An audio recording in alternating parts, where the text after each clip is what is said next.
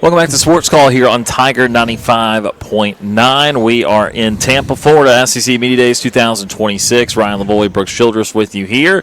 We are pleased to be on our sister station, 1230 WAUD, an affiliate of the Chuck Oliver Show, and we welcome in the man himself, the king of college football, Chuck Oliver, the program. Chuck, how are you doing today? I am so happy to be here. This is like it lets me know, I'm on with Auburn again. Okay, the season's about to start. So every year, Media Days, we do this, and I always look forward to it. And every year we certainly appreciate it. So let's talk about the Tigers. Obviously, a couple coaching changes in the last few years, and now they've arrived at Alex Golesh. Where do you believe the Tigers can realistically get to here in year number one? And just what have you thought about the initial months of Alex Golesh? This is not a real question to me. I can't believe how I'm about to answer this.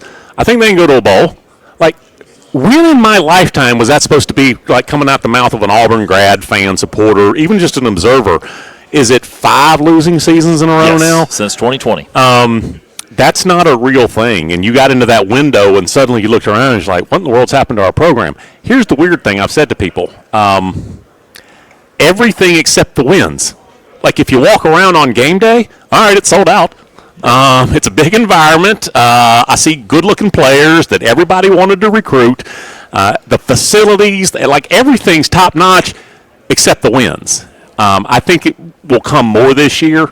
You had Jackson Arnold last year, who was, I think when he came out of high school, the number 3 quarterback in America. You had Cam Coleman, like all these, right? It just never worked. If you have a quarterback who's hesitant, if you have a quarterback who's honestly limited skill-wise, and that may have been some of Peyton Thornton, if you have that, there's a ceiling in the SEC and kind of a hard one.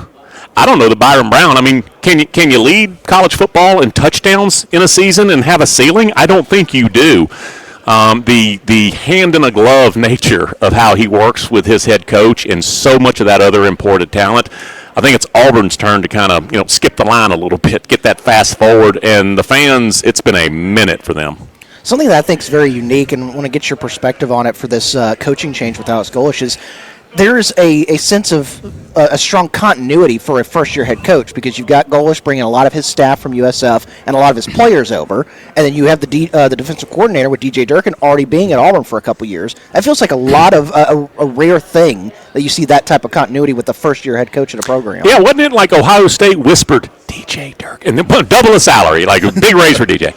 But he's a heck of a coach, too. And I know which way he wants to go. He wants to go that way where the quarterback is. Like, let's go hit that guy.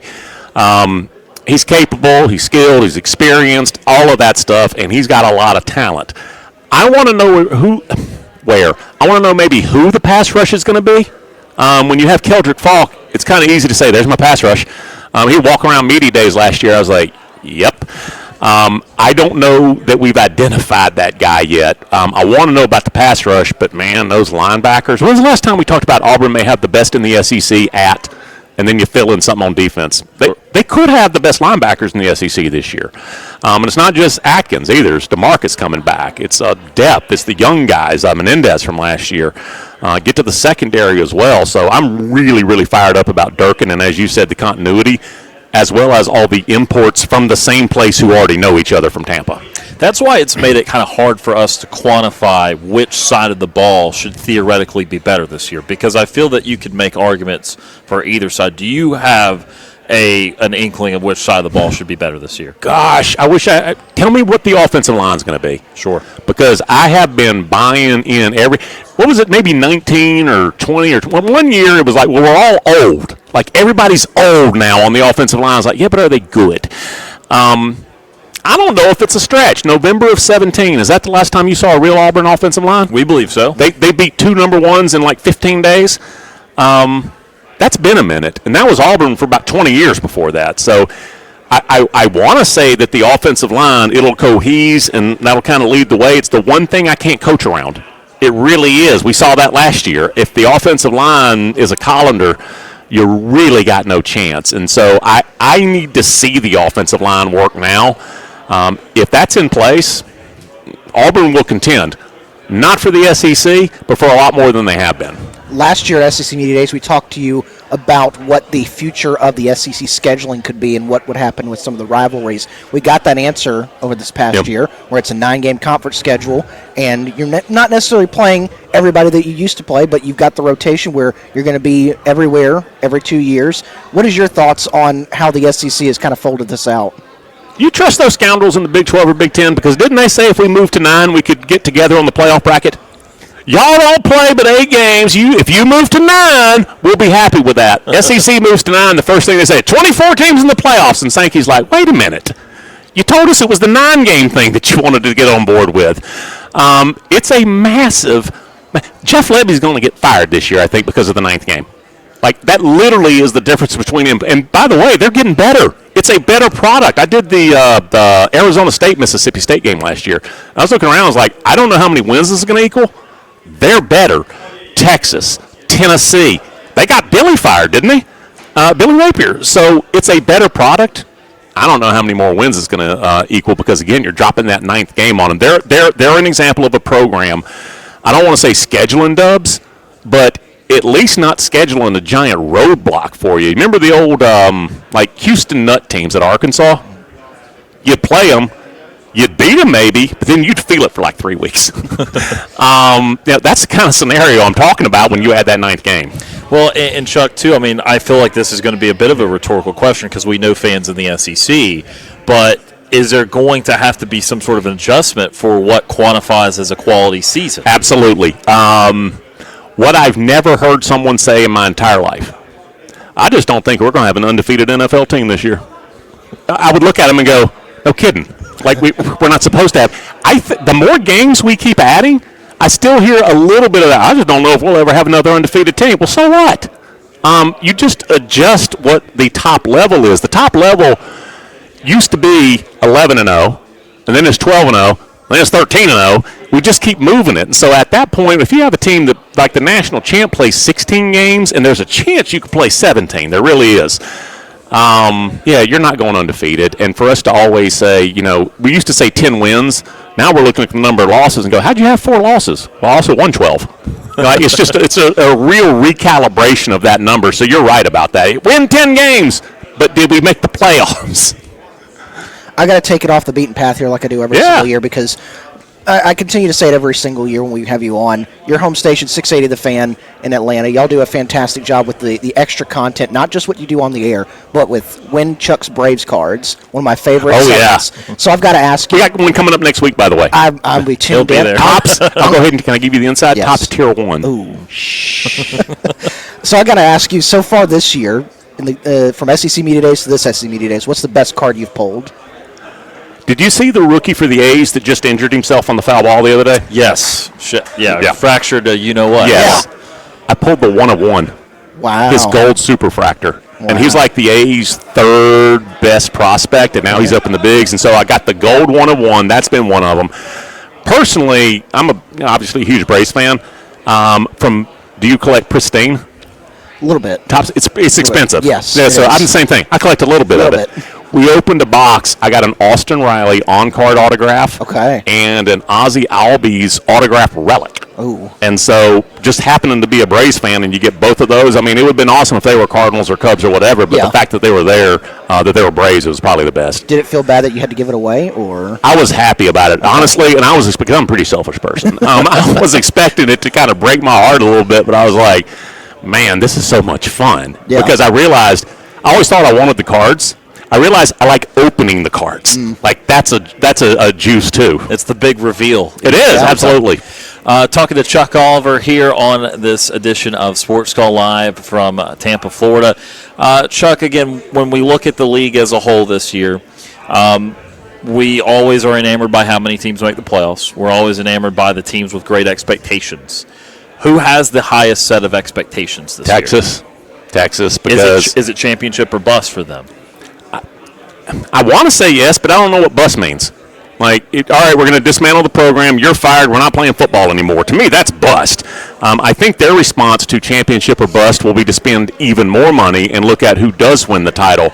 We saw Ohio State in the first year of the 12 team. They didn't win their conference that year. and they wound up winning the national championship. Do you remember what we found out like a month later? They said they lost $37.7 million or whatever it was. I was like, how do you lose that much money? Well, LSU's steamrolling towards that right now. So I want to say LSU, but in that there's this little piece of everybody's brain that will at least remember it's his first year. Like there's a baked-in little tiny allowance for that. Sark, there ain't no baked-in anything. Like we have you loaded up for bear. Go get me something.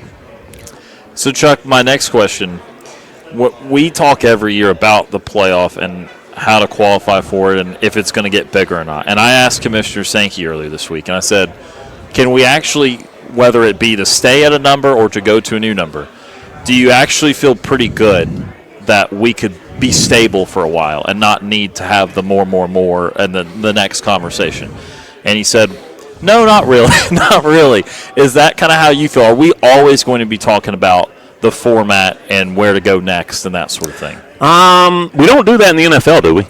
Like, because we've realized there is a top level of there's no like 300 high school teams, 150 college teams, 32 NFL teams. There's no league above that with like 4 teams. So it's the top level football at the NFL. And when we think of the NFL, we think of an established league that over the past, I think, 30 years or however long they've been in business, the NFL has slowly implemented all of these changes. College football did it in like a year and a half, and then the NCAA walked away. So that has created a lot of confusion and a really sort of different bearing for college fans. I'm all in with it. I have been a little bit like some of the most successful coaches in the game over the past few years. I just put blinders on. I start thinking about big picture. And tell me y'all's experience. Despite all the headlines and worry about what's going to happen and all the money, the on-field product the past 2 seasons, I think I've enjoyed as much as any 2 seasons of my life. It's been fab. On Saturday at 7:45, it looks the same, and it's been fantastic. I think that's fair because I think that also, too, it provides you with opportunities nationwide where, Indiana, are we bickering under just the old BCS format or even under a 4-team? Are we bickering the last few seasons about Indiana's place just because we've never known them to be this way?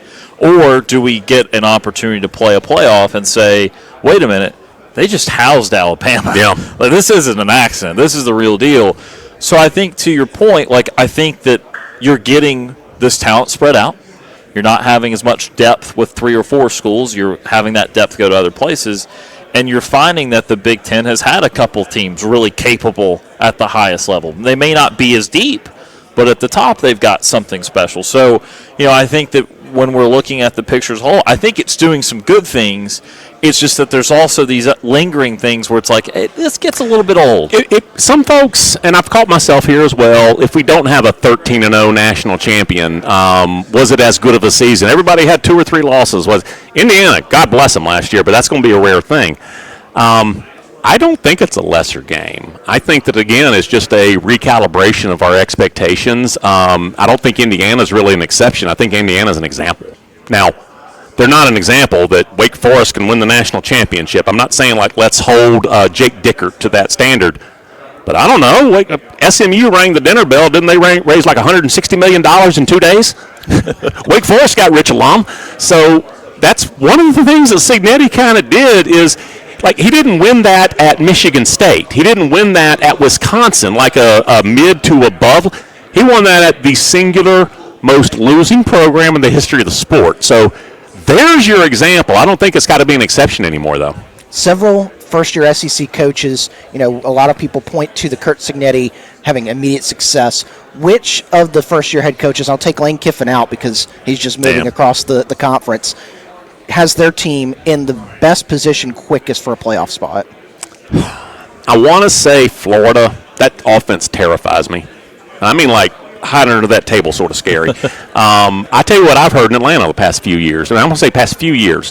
Haynes King, y'all watched him. Guy's a stud. Fearless, unbelievable speed, all that stuff. I heard the past 2 years while Haynes King was running up and down fields, hey, Aaron Filo's the kid that Buster Faulkner really likes. And so if all that was true, and he's got all the weapons he does, Jaden Ball running around, y'all see him? My God, he might be the best running. That's not a running back. No, that's an enforcer. He's walking around about 6'1", 235, and maybe there's some fat on his earlobes. And then they've got two other running backs that I might like, not as much as him, but pretty close, and all the receivers and all that stuff. So if Aaron Philo is really what I've been told, not me, I didn't go to practice, I didn't see him, all this. Everyone who's supposed to know from Georgia Tech has said that's Buster Faulkner's quarterback. Can you imagine that Gators offense? Like Eric Singleton, who left Auburn, he's the third or fourth receiver this year, maybe? That's frightening. So Florida is that, like, put a little check mark there. Plus Brad White that they brought down from Kentucky, one of the best DCs in America. That's a really scary situation down there. He is the king of college football, Chuck Oliver, joining us today. Chuck, we certainly appreciate the time. Again, all of our listeners can listen to you on our sister station, AM 1230 WAUD. Again, we certainly appreciate the time today. Y'all are my number one favorite station to visit with. Every single year, it's a joy. I appreciate it. We appreciate it, Chuck. That is Chuck Oliver with us today on Sports Call.